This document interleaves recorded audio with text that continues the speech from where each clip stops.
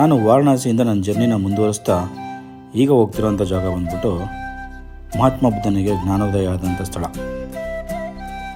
ಈ ಮುಂಚೆ ವಾರಣಾಸಿನ ನೀವಿನ್ನೂ ನೋಡಿಲ್ಲ ಅಥವಾ ವಾರಣಾಸಿ ಲಾಗ್ ನೋಡಿಲ್ಲ ಅಂದರೆ ಪಟ್ನ ಅಂತ ನೋಡ್ಕೊಂಡು ಬನ್ನಿ.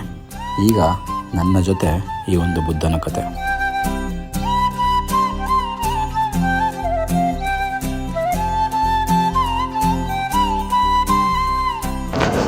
ಸೊ ಹುಟ್ಟು, ಜೀವನ ಮತ್ತು ಸಾವು.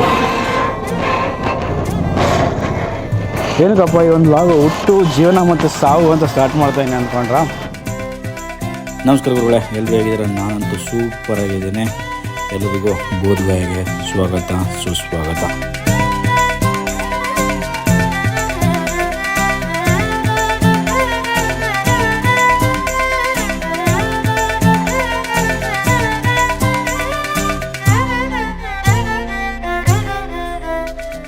ಹಾಗೇ ನಡ್ಕೊಂಡು ಹೋಗ್ತಿದ್ದಾಗ ನನ್ನ ಕಣ್ಣಿಗೆ ಬಿದ್ದಿದ್ದು ಇದೇನಿದು, ಚೈನೀಸ್ ಟೆಂಪಲ್ಲು, ಜಪಾನೀಸ್ ಟೆಂಪಲ್ಲು. ಆಗ ಗೊತ್ತಾಯಿತು ಬುದ್ಧಿಸಮ್ನಲ್ಲಿ 4 ಪುಣ್ಯಕ್ಷೇತ್ರಗಳಿದೆ, ಅದರಲ್ಲಿ ಬೋಧಗಯ ಒಂದು ಅಂತೇಳಿ. ಕುಶಿನಗರದಲ್ಲಿ ಸಿದ್ಧಾರ್ಥನ ಜನನ ಆಗುತ್ತೆ. ಅದಾದ ನಂತರ ಬೋಧಗಯದಲ್ಲಿ ಸಿದ್ಧಾರ್ಥ ಬಂದ್ಬಿಟ್ಟು ಬುದ್ಧ ಆಗ್ತಾನೆ. ಆ ಬುದ್ಧ ಆದ ಸಿದ್ಧಾರ್ಥ ಸಾರನಾಥಗೆ ಹೋಗ್ಬಿಟ್ಟು ಬೋಧನೆಯನ್ನು ಸ್ಟಾರ್ಟ್ ಮಾಡ್ತಾರೆ. ಅಲ್ಲಿಂದ ಲುಂಬಿಣಿಯಲ್ಲಿ ಅಮರ ಆಗ್ತಾರೆ.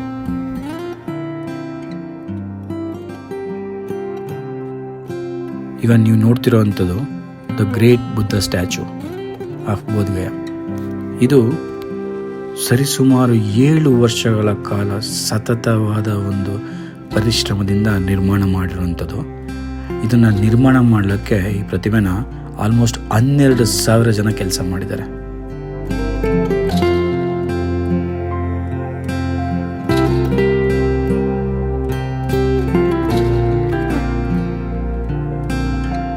ಈ ಒಂದು ಬುದ್ಧ ಆ್ಯಕ್ಚುಲಿ 80 ಫೀಟ್ ಹೈಟಲ್ಲಿದೆ. ಇದನ್ನು ಜಪನೀಸ್ ಅವರು ಕಟ್ಟಿಸಿರೋದು ಅಂತ ಹೇಳ್ತಾರೆ. 1982ಇಂದ 1989ವರೆಗೂ ಕೂಡ ಇದೊಂದು ಬಿಲ್ಟ್ ಆಗಿರುವಂಥದ್ದು. ಸೊ ಇದು ಆ್ಯಕ್ಚುಲಿ ಹೇಳಬೇಕಂದ್ರೆ ವರ್ಲ್ಡಲ್ಲೇ ಬುದ್ಧಿಸಮಲ್ಲಿ ತುಂಬ ಒಂದು ವಿಶೇಷವಾದಂಥ ಸ್ಥಳ ಅಂತಲೇ ಹೇಳ್ಬೋದು. ಯಾಕಂದರೆ ಎಲ್ಲ ಕಡೆಯಿಂದನೂ ಬರ್ತಾರೆ ಈ ಒಂದು ಪ್ಲೇಸ್ ನೋಡಲಿಕ್ಕೆ.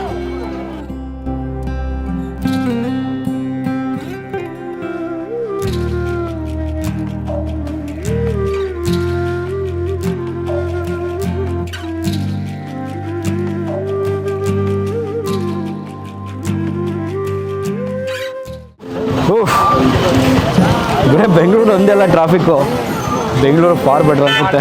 ಈ ಒಂದು ಚಿಕ್ಕ ಪ್ಲೇಸಲ್ಲಿ ಈ ಟ್ರಾಫಿಕ್ ನೋಡಿದ್ರೆ. जापान का टेम्पल हो आगे से अरे जापान का टेम्पल है. और कौन सा कंट्री का है इधर ये टेम्पल? जापान का इधर आगे भूटान का इसका बगल में है. अच्छा, थाईलैंड का अच्छा, हर एक कंट्री का एक है. हाँ, हर कंट्री. अंदर की बाहर की दुनिया ये देखो रे. ಈ ಒಂದು ಬೋಧಗಯದಲ್ಲಿ ಯಾವ ಕಂಟ್ರಿಲಿ ಬುದ್ಧಿಸಮ್ನ ಫಾಲೋ ಮಾಡ್ತಾರೋ ಅವರ ಎಲ್ಲ ಮೊನಾಸ್ಟ್ರಿ ಕೂಡ ಇದೆ.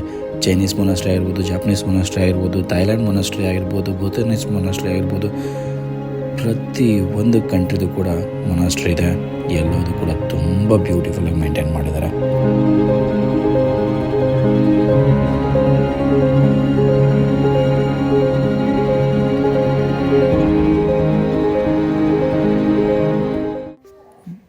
ಬೋಧಗಯೆಗೆ ಬಂದಿದೆ ಅಂದಮೇಲೆ ಮಹಾಬೋಧಿ ಟೆಂಪಲ್ಗೆ ಹೋಗಲೇಬೇಕಲ್ವ. ಇದು ಮಾತ್ರ ಅದ್ಭುತವಾಗಿದೆ.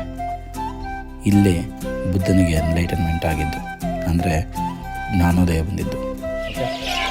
ಈ ಜಾಗ ಏನು ನೋಡ್ತಾರ, ಇದು ಆ್ಯಕ್ಚುಲಿ ಬಂದ್ಬಿಟ್ಟು ಹೇಳಬೇಕು ಅಂದರೆ ಸಿದ್ಧಾರ್ಥ ಬುದ್ಧನಾದಂಥ ಸ್ಥಳ ಆಯಿತಾ. ಯಾಕೆ ಅಂತಂದರೆ ಇಲ್ಲಿ ನೋಡ್ತಿರೋಂಥ ಸ್ಥಳ ಬಂದ್ಬಿಟ್ಟು ಮಹಾಬೋಧಿ ಮಹಾವಿಹಾರ ಅಂತ ಕರೀತಾರೆ ಆಯಿತಾ.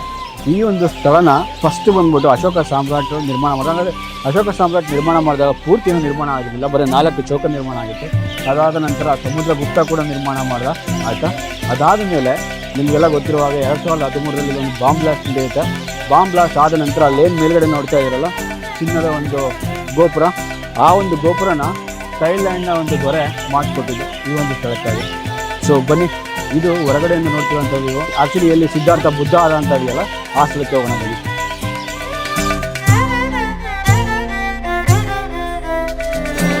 ನೋಡ್ತಿರೋ ಅಂಥದ್ದು ಅಶೋಕ ಪಿಲ್ಲರ್. ಈ ಒಂದು ಅಶೋಕ ಪಿಲ್ಲರು ಅಶೋಕ ಸಾಮ್ರಾಟ್ ನಿರ್ಮಾಣ ಮಾಡಿದ್ದು 100 ಫೀಟ್ ಇತ್ತಿದ್ದು. ಆ್ಯಕ್ಚುಲಿ ಹೇಳ್ಬೇಕಂದ್ರೆ ಬಕ್ತಿಯಾರ್ ಖಿಲ್ಜಿ ಯಾವಾಗ ನಲಂದಾ ಯೂನಿವರ್ಸಿಟಿನ ಹಾಳು ಮಾಡಿದ್ರು, ಹಾಳು ಮಾಡಿದಾಗ ಇಲ್ಲಿ ಬಂದ್ಬಿಟ್ಟು ಈ ಸ್ತೂಪನ ಕೂಡ ಹಾಳು ಮಾಡಿದ್ರು. ಈಗ ನೋಡಿ ಎಷ್ಟಿದೆ ಫೀಟು, ಏನೊಂದು 15 ಫೀಟ್ ಇರ್ಬೋದು ಅಷ್ಟೇ.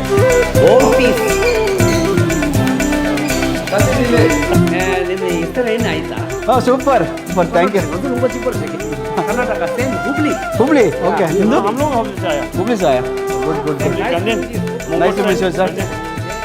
ಸೊ ಈ ಜಾಗ ಏನು ನೋಡ್ತಾ ಇರೋ ಇದು ಆ್ಯಕ್ಚುಲಿ ಬಂದ್ಬಿಟ್ಟು ಮುಚಲಿನ್ ಸರೋವರ ಅಂತ ಕರೀತಾರೆ. ಈ ಒಂದು ಬೌದ್ಧ ವಿಹಾರ ಎಲ್ಲ ಏನು ನೋಡ್ತಾ ಇರಲ್ಲ, ಇದು ಆ್ಯಕ್ಚುಲಿ ಬಂದ್ಬಿಟ್ಟು ಫಾರೆಸ್ಟ್. ಈ ಫಾರೆಸ್ಟ್ ಅಷ್ಟು ಊರ್ವಿಲ ಅಂತೇಳಿ ಇಲ್ಲಿ ಬಂದು ಬುದ್ಧ ಅವರ ಒಂದು ಜ್ಞಾನೋದಯ ಪಡ್ಕೊಂಡಿದ್ದಕ್ಕೆ ಇದನ್ನೇನಾದರೂ ಬೋಧ್ ಗಯಾ ಅಂತ ಕರೆದು, ಗಯಾ ವೃಕ್ಷದ ಕೆಳಗಡೆ. ಸೊ ಈಗ ನೋಡ್ತಿರೋವಂಥದ್ದು ಮುಚಲಿನ್ ಒಂದು ನಾಗರ ಹಾವೇನಿದೆ ಅಥವಾ ಮುಚಲಿನ್ ಹಾವೇನಿದೆ, ಆ ಒಂದು ಹಾವು ಬುದ್ಧನಿಗೆ ಒಂದು ಆಶ್ರಯ ಕೊಡ್ತು. ಅವರು 7 ದಿನ ಇಲ್ಲಿ ತಪಸ್ಸು ಮಾಡ್ತಾಯಿದ್ರು.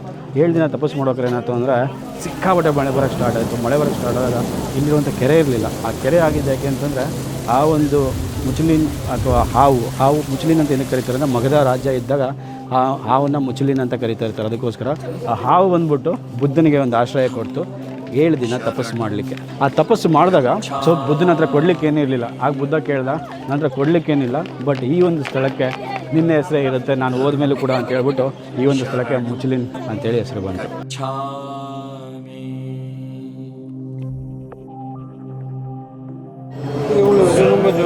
ಬುದ್ಧಂ ಶರಣಂ ಗಚ್ಚಾಮಿ, ಧರ್ಮಂ ಶರಣಂ ಗಚ್ಚಾಮಿ, ಸಂಘಂ ಶರಣಂ ಗಚ್ಚಾಮಿ. ಆ್ಯಕ್ಚುಲಿ ಮೈಯೆಲ್ಲ ಜುಮ್ ಅನ್ನಿಸ್ತಾ ಇದೆ, ಯಾಕೆಂದರೆ ಬುದ್ಧನಿಗೆ ಜ್ಞಾನೋದಯ ಆದಂಥ ಸ್ಥಳ ಈ ಒಂದು ಬೋಧಿ ವೃಕ್ಷದ ಕೆಳಗಡೆ ನಾನಿದ್ದೀನಿ. ಈಗ ಈ ಒಂದು 3 ಮಂತ್ರಗಳನ್ನ ಹೇಳ್ತಾ ಕೂತಿದ್ದೀನಿ. ಬುದ್ಧಂ ಶರಣಂ ಗಚ್ಚಾಮಿ ಅಂದರೆ ಬುದ್ಧ ಅಂದರೆ ಜ್ಞಾನ ಅಂತ, ಜ್ಞಾನ ನಿನ್ನನ್ನು ಕಾಪಾಡುತ್ತೆ ಅನ್ನೋದು ಬುದ್ಧಂ ಶರಣಂ ಗಚ್ಚಾಮಿ ಅಂತಾರೆ. ಧರ್ಮಂ ಶರಣಂ ಗಚ್ಚಾಮಿ ಅಂದರೆ ನಿಮಗೆ ನಮ್ಮಲ್ಲೂ ಕೂಡ ಇದೆ ಹಿಂದುವಲ್ಲಿ ಧರ್ಮೋ ರಕ್ಷಿತ ಅಂತಾರಲ್ಲ, ಅದೇ ರೀತಿ ನಾವು ಧರ್ಮವನ್ನು ಕಾಪಾಡಿದರೆ ಧರ್ಮ ನಮ್ಮನ್ನು ಕಾಪಾಡುತ್ತೆ ಅಂತಾರಲ್ಲ, ಅದೇ ರೀತಿಯಲ್ಲಿ ಧರ್ಮಂ ಶರಣಂ ಗಚ್ಚಾಮಿ. 3ನೇದು ಸಂಘಂ ಶರಣಂ ಗಚ್ಚಾಮಿ. ಇದು ನನಗೆ ಗೊತ್ತಿರಲಿಲ್ಲ, ಇಲ್ಲಿಗೆ ಬಂದಮೇಲೆ ಗೊತ್ತಾಯಿತು. ಸಂಘಂ ಶರಣಂ ಗಚ್ಚಾಮಿ ಅಂದರೆ ಮನುಷ್ಯ ಒಬ್ಬನೇ ಏನೂ ಮಾಡೋಕ್ಕಾಗಲ್ಲ, ಅವನಿಗೊಂದು ಸಂಘ ಇರಬೇಕು. ಆ ಸಂಘ ಆ ಒಂದು ಪರಿವಾರ ಆಗಿರಬೇಕು ಅಥವಾ ಅವನ ಸುತ್ತಮುತ್ತಲಿನ ಪರಿಸರ ಆಗಿರಬೇಕು. ಆಹಾ, ಏನೋ ಒಂದು ರೀತಿ ನೆಮ್ಮದಿ, ಮನಸ್ಸಿಗೆ ಒಂದು ರೀತಿ ಸಮಾಧಾನ ಸಿಗ್ತಾ ಇದೆ. ಈ ಒಂದು ಬೋಧಿ ವೃಕ್ಷ ಇತಿಹಾಸದಲ್ಲಿ ಸರಿಸುಮಾರು 4 ಬೇರೆ ಬೇರೆ ಜನರಿಂದ ಬೇರೆ ಬೇರೆ ಕಾರಣಗಳಿಂದ ಧ್ವಂಸ ಆಗಿದೆ. ಈಗ ನಾವು ನೋಡ್ತಾ ಇರೋದು ಒರಿಜಿನಲ್ ಬೋಧಿ ವೃಕ್ಷ ಅಲ್ಲ, 5ನೇ ತಲೆಮಾರಿಂದು. ಸೊ ನನ್ನ ಜೊತೆಗೆ ಆ್ಯಕ್ಚುಲಿ ಗೌರವ್ ಕುಮಾರ್ ಇದ್ದಾರೆ. ಬುದ್ಧ ಹೇಳ್ದಂಥ ಒಂದು 5 ಮಾತುಗಳನ್ನ ಹೇಳಬೇಕು ಅಂತ ಇಷ್ಟಪಡ್ತಾ ಇದ್ದಾರೆ. ಯಾಕಂದ್ರೆ ನಾನು ವಿಡಿಯೋ ಮಾಡ್ತಿದ್ನಲ್ಲ. ಬೋಲೆ ಸರ್, ಕ್ಯಾ ಬೋಲಾ ತಾ ಬುದ್ಧನ? बुद्धा का बॉडी से 5 कलर्स निकला sir, blue, yellow, orange, white, red sir. ये 5 कलर का सर 5 महत्व है. झूठ नहीं बोलना, चोरी मत करना, चुगली मत करना, नशा मत करना, किसी की हत्या मत करना. ये 5 बात बुद्धा बोलते थे सर. यहाँ पर बहुत लोग पालन करता सर इस बात को. हम भी करते हैं, बहुत लोग मंग लोग भी करता है, बहुत लोग नहीं भी करता सर. तो ये अच्छे बात है, इनको पालन करना चाहिए सर. आपका एज कितना है? मेरा एज सर 15-16 सर. 15-16 साल में इतना बड़ा बात बोला आपने. Thank you sir. Thank you Gauravji. 15-14 ವರ್ಷದ ಹುಡುಗ, ಚೆನ್ನಾಗಿ ಹೇಳಿದರು. ಎಷ್ಟು ಪಾಲಿಸ್ತಾರೆ ಅಂತ ಗೊತ್ತಿಲ್ಲ, ಬಟ್ ಹೇಳಿದ್ದು ಮಾತ್ರ ಸತ್ಯ ಅನ್ನಿಸ್ತು. ಪ್ರತಿಯೊಂದು ಧರ್ಮನೂ ಇದನ್ನೆಲ್ಲ ಹೇಳೋದು. ಬಸವಣ್ಣ ಹೇಳ್ತಾರೆ, ಕಲಬೇಡ, ಕೊಳಬೇಡ, ಹುಸಿಯ ನುಡಿಯಲು ಬೇಡ, ಅನ್ಯರಿಗೆ ಅಸಹ್ಯ ಪಡಬೇಡ, ಇದರ ಬಣ್ಣಿಸಬೇಡ ಅಂತೇಳಿ. ಅದನ್ನೇ ಇವರು ಕೂಡ ಹೇಳಿದ್ದು, ಬುದ್ಧ ಏನು ಹೇಳಿದರು ಅಂತ. ಸೊ ಎಲ್ಲ ಧರ್ಮ ಹೇಳೋದು ಒಂದ, ಲೀವ್ ಆ್ಯಂಡ್ ಲೆಟ್ ಲೀವ್ ಅಂತ.